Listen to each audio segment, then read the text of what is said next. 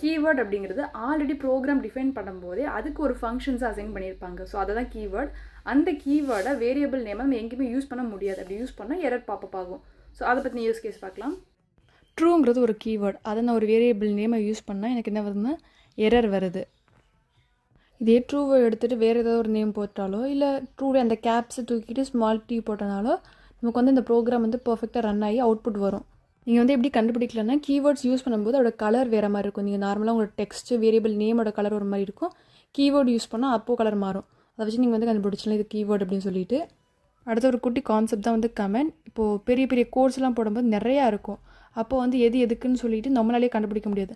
அந்த மாதிரி இடத்துல அது எக்ஸிக்யூட் ஆகாமல், அந்த பீஸ் ஆஃப் கோடு எக்ஸிக்யூட் ஆகாமல் நம்மளோட அண்டர்ஸ்டாண்டிங் பர்பஸ்க்கு யூஸ் பண்ணுறதுக்கு ஹேஷ்டேக் போட்டு நம்ம அந்த லைன் எழுதுறது எல்லாமே வந்து கமெண்ட் ஆயிரும். அது வந்து ப்ரோக்ராம் ரன் பண்ணாது. நம்ம பார்த்து இது வந்து இதுக்கு பண்ணியிருக்கோம் அப்படின்னு அண்டர்ஸ்டாண்டிங் பர்பஸ்க்காக வச்சுக்கிறது.